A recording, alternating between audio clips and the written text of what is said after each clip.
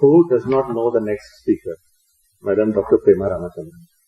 But still, it is a matter of great pleasure for me to highlight a few of the facts from her very detailed biodata.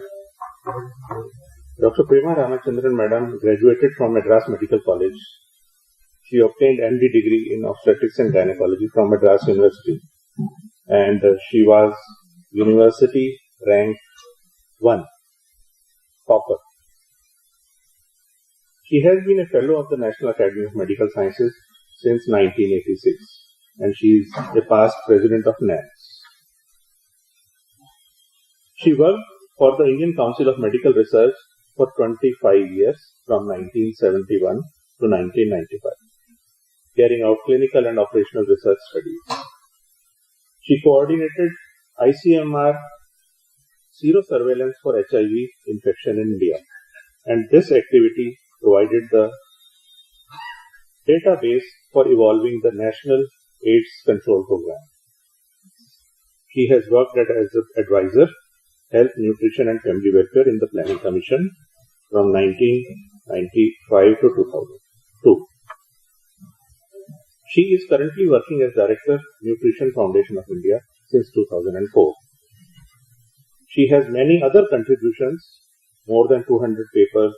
She has prepared country report on dual nutrition burden in India for the FAO. She completed a report on nutrition and HIV infection in Southeast Asia countries for WHO Zero 2011.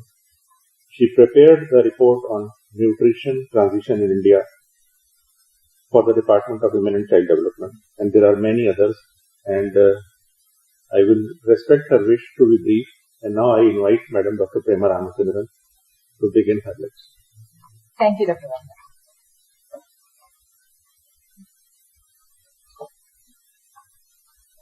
In a way, Dr. Kutwat has laid the basis and the rationale of every actual reality that we see as nutrition transition epidemiology in India. And therefore, my job will be much, much easier, and I'll be able to relieve you to go to the lunch by about in another 25 minutes, I hope. We can reserve the questions for the afternoon sessions if there are any left over after discussions during the lunch hour. What two major changes that have taken in the world in the last 50 years? One was that globally there was a growing recognition that developing countries are now becoming as sedentary as are the developed country people, and therefore they are going to have a major problem in terms of perhaps requiring less energy, but finding it difficult to change from what they were used to do. It's very easy to become inactive. It is not so easy to reduce your food intake by half. That takes a lot. The second is, all that Dr. Kutwat had shown, he had emphasized the changes in energy requirement from two factors, one change in BMR and the other essentially talking about activity related and how by multiplying BMR by different value you'll end up. But much more than that is the biggest elephant in the room, which we have been debating for a long, long time without resolution of it. What body weight? Reference man, 60 kg. Actual height of this guy and actual BMI that is desirable in that. If you take that BMI of 21 is desirable and the woman has a height of 151 centimeters and the man may be 162, you would land up with a reference body weight for all Indian adults as being 47 kg for women and 52 kg, 53 kg for men. Straight away, the requirement drops down. The table already exists. It has been sanctified WHO, everybody. But we do not apply it because our reference man is heavier by almost 10 kg. Reference woman is heavier by another 10 kg. And when you take their body weight, this is 20% of their body. This is the actual elephant which should not be forgotten. Requirements are basically multiple of body weight, and that has to be taken in mind. Why did we err so much on the side of putting more energy? It is a measure of caution. If you remember Dr. Gopalan, the scientists of the era before 1980 were born and brought up in an era where 70% of India's population were poor, were food insecure, were undernourished. It really sets your psychological mindset. And we are human beings, therefore they wanted to protect these people by erring on the side of caution. But unfortunately, times change. When times change, we are now getting into a situation of, we now understand energy requirements should be the basis. Energy requirements are lower. Indians require less energy because they are smaller. They have more fat for a given BMI. And physically we are becoming inactive. So a combination of factors literally makes our energy requirement drop down by perhaps a factor of 30%. It's a terrible thing to see. And that is what Dr. Sashikaran in his inimitable style said, eat half. How easy is it? Very difficult. Apart from that, the major focus of global and national efforts in MDG was to reduce undernutrition, undernourishment, low dietary intake are all mentally synonymous to development plans. We have other connotations. We use different indicators. They also felt communicable diseases and maternal child health formed 60% or more of their disease burden, and so that should be combated. So, what did they do? They set the targets for developing countries to achieve the goal of reduction in these problems, and we must acknowledge one fact. Globally and nationally, the period between 1990 and 2015 witnessed the steepest fall in the prevalence of undernutrition. Never has that much fall been achieved. And it didn't come from international funding. It came from every national effort of every developing country. Morbidity also came down, not so drastically. There has been substantial improvement in maternal and child health. So now you are seeing the big 60% shrinking into 30%. And there is no vacuum. What comes to occupy it? Non-communicable diseases. The tragedy with the non-communicable diseases is that these are things that require early diagnosis in an asymptomatic phase. Diagnosis is difficult. It calls for a lifestyle discipline change, which is not easy at all. Lifelong medication, God, we all know how difficult that is. So this is the change that has happened. And what does the SDG do? SDG, the biggest contribution is clear recognition that in the post-2015 era, there is a dual nutrition burden. This is a reality. Currently, both undernutrition and overnutrition are major public health problems. There is a need to take up programs to combat both these. And also, SDG recognized ongoing health transition. Both communicable and non-communicable diseases are there. Nutrition interventions aimed at prevention, early detection and effective management of overnutrition are going to be the single major factor which will enable prevention of non-communicable diseases. So nutrition perhaps is more important for health in this scenario than it was in relation to undernutrition infection relationship. They also recognize each country will have to prioritize its interventions and deal with it. What are the targets that they set? Clearly for undernutrition, 30% reduction in low birth weight, improvement in exclusive breastfeeding, 40% reduction in stunting, reduction and maintenance of wasting to 5% or less. The other side is overnutrition, and for that they have set goals, which is prevent the rise in child overnutrition, halt the rise in overnutrition in adults, halt the rise in diabetes, and taking into account the national priorities, either halt the rise in hypertension or achieve a 25% reduction in prevalence of hypertension. A 30% reduction in the population mean sodium intake has also been put in as a nutrition goal in the WHO action plan. Let's look at these. The target one is 30% reduction in low birth weight. Dr. Paul has already explained this is not possible. India still has the highest global low birth weight rate, as well as being the home of the largest number of low birth weight infants. There has not been much change over decades, but remember this fact, and every time we think of Dr. Shanti Ghosh and her contribution, we should think of it. Our low birth weight rate has not altered, but look at what has happened to infant mortality and under 5 mortality. Significant reductions have been achieved. We missed the MDG goals by a fraction of a millimeter.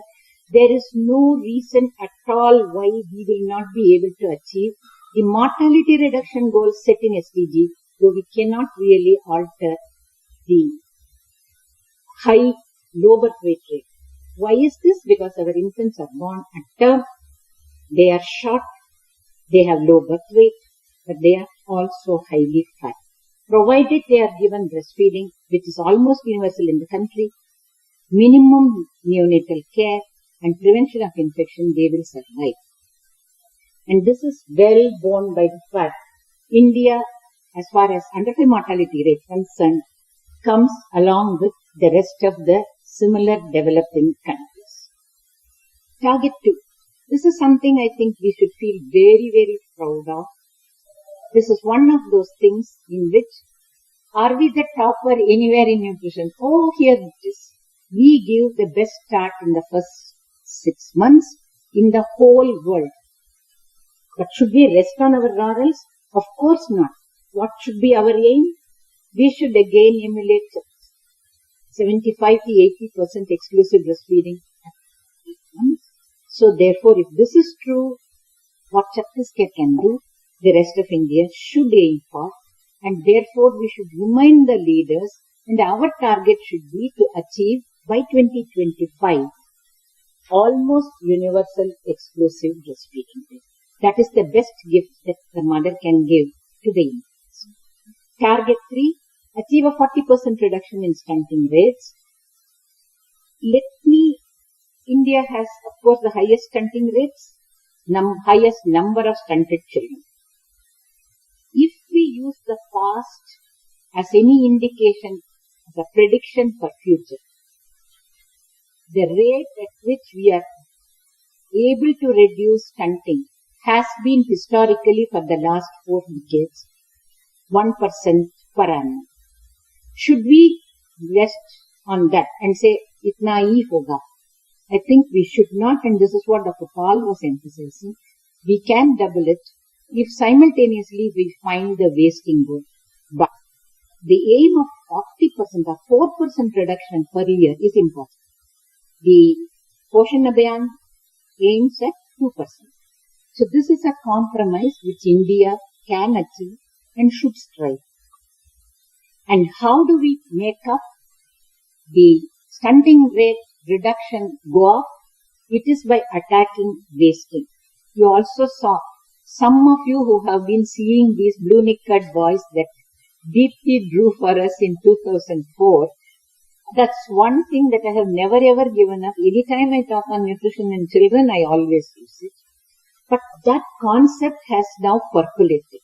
That essentially, even though we have a high level of wasting, one of the highest levels in the world, we have, as compared to underweight rate, which is 40%, our under 5 children have under 20 wasting rate. Attack it seriously. Prevent the further increase in wasting rate that seems to be happening in girls and boys in the 5 to 9 year age group and girls and boys in the 10 to 18 year age group. If we prevent these, the overall rates will come tumbling down, and there are huge interstate variations. We should all become J&K or Himachal or even Punjab. And if we try to achieve a 50% reduction in those states, it's very, very possible for us to keep in these states 5% wasting and maintain it at that. What will be the side benefit? If we manage that, stunting rate reduction will go on. What about the next? Ensure that there is no increase in childhood overweight rate. We have to accept and understand children of different weights can have different heights. Both these children are obviously underweight. This child is also stunted, but all these 3 children are overweight for their age and height. All these children should do their level best to increase their physical activity so that they lose the adiposity. We also have to understand this other fact. We need not worry. India has very low rates. This is often cited. No, we don't have high overnutrition rates. But life is not only rates. Life is also numbers. And look at what has happened to Southeast Asia region between 1990 and 2050. 3-fold increase in overweight children number. We are in fact the largest region with largest number of overweight children in the world. Unless we act something right now and prevent any further increase in overweight children, we are going to land up in serious trouble. Very often, there is a statement that adolescent weight, really overweight, is increasing in India, and it's a terrible, terrible thing. Small urban surveys, millennial surveys, centennial surveys, that which we see in our own households are all telling you, it is happening. But look at national surveys. We still seems to be having an opportunity in relatively low overnutrition rate in children. And that is children beyond 5 years of age, school age children. We should use this opportunity. We should encourage physical activity so that appropriate steps can be taken at all levels to ensure reduction in overnutrition, and this will go a long way in reduction of adult overweight and NCD related problems. Halt rise in overnutrition in adults. Briefly run through these slides. This is Dr. Sachdev's work, which showed that over 20 years, when there is no improvement in birth weight in their hospital, the fat fold thicknesses have gone up.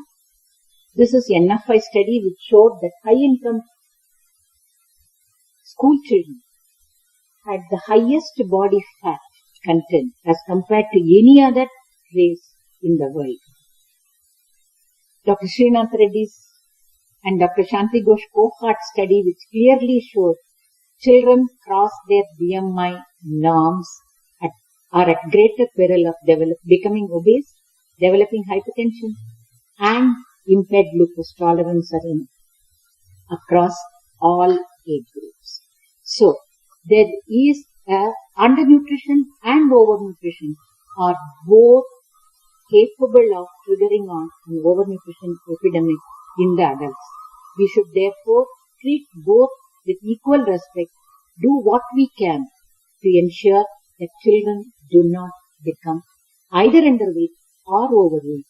And this is the best way we can halt the rise in adult overnutrition rate.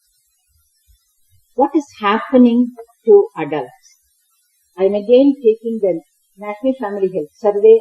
Reduction in undernutrition, increase in overnutrition. One matches the other. This is really terrible. As I said earlier, the health hazards of undernutrition is far less in adults as compared to health hazards of overnutrition in adults. It's happening both in men and women, and the NFHS 3 to 4, which is a decade, has witnessed a doubling of overnutrition rate. This is absolutely unacceptable. It has to be stopped at all costs. We also have to look at the effect of nutritional status and age. When they are young, they are undernourished, so they give rise to low birth weight babies. And when they become older, they become overweight. They ignore weight gain as in their 40s and 50s. A normal है, छोड़ दीजिए. Never go for any health checkup. So unless they land with complication, detection of NCD is an impossible. There are huge interstate differences in prevalence of overnutrition. And what is worrying is, look at all the states which have high overnutrition rates. These are also the states where longevity is high. So straight away you are walking into a double trap. Obese women, obese men, living until they are 80 and 90. Really a misery to themselves and to others, because nothing is detected early. There is nothing to worry if we have early detection and effective management. So we need a real two-pronged approach to do this. In men also, again, there is some understanding that there should be screening, but basically it is not being done as a routine. Some industrial concerns, some concerned state government officials, some police department, army. But life is full of armed janata who form 80%. They ought to come into this if we have to get the public health. Significant reduction. I halt the rise in diabetes and hypertension. Well, as I said, the biggest enabler is reduction in overnutrition. We really need to reorient and gear the Indian health system to successfully get into screening, management for prevention, early detection, and effective management of non-communicable diseases. Dr. Reddy, your slide is acknowledged. This is the way forward. Assess nutritional status, screen by anthropometry, detect both under and overnutrition. Assess dietary intake and physical activity. This has to become a part of everyday medical practice in hospitals, public health practice wherever we go. Effective management of health burden is appropriate nutrition education, care and monitor improvement, assess health problems, provide appropriate affordable health care. There is nothing new in it. Dr. Paul emphasized again and again. What I'll say, there is nothing unknown in it. There is nothing unknown. There is absolutely lack of awareness as it applies to you, me, and the woman in the house. We need to apply this knowledge, ensure that everybody has access. We, at the moment, do not have a universal screening system, so we should begin assessment of nutritional status as and when there is an opportunity when anybody comes for anything to either a nutrition setup or a healthcare setup. Once the assessment is done, this is also a message that we should get. Normally nourished person, bahut acha hai. Aisa hi raho. This is the right way for you to go on. Promote your current lifestyle. We will support normal nutrition and health status in you. Those who are under or overnourished, provide appropriate nutrition and physical activity counseling. Finally, there is a group with illness. Identify nutrition problems, provide appropriate health and nutrition therapy, restore normal health and nutrition. In every case, once cross-sectional, when they came to me, approach has to stop. There has to be a continuous monitoring, and for this we need the cooperation of the population. Luckily, we have an aware population and we should use them very well. Nutritionists and physicians should work together and synergistically if we operate. The SDG goals for health and nutrition are certainly not beyond our capability. What is the take-home message? Ultimately, this is what I want you all to remember. More than 80% of underfed children and 50% of adult population in India are normally nourished. It's our bounden duty to keep them normally nourished. We should endeavor to see they remain normally nourished and healthy right from childhood through adolescence and adult life. Then we will have healthy, happy India, which will enable the country to progress towards. Thank you very much.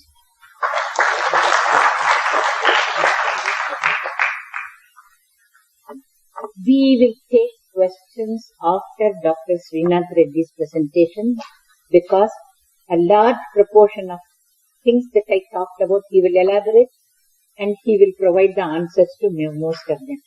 Incidentally, it is also lunchtime. You do need some energy. Okay? Come.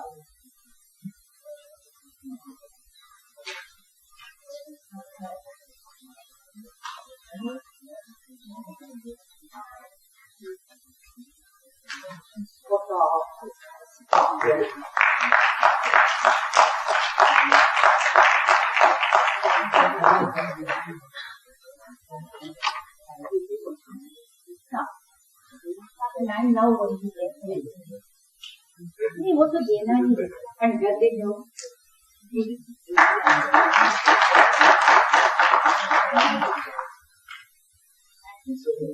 We now adjourn for lunch. This is 1:45. Can I request you please to come back here by about 2:15? Please.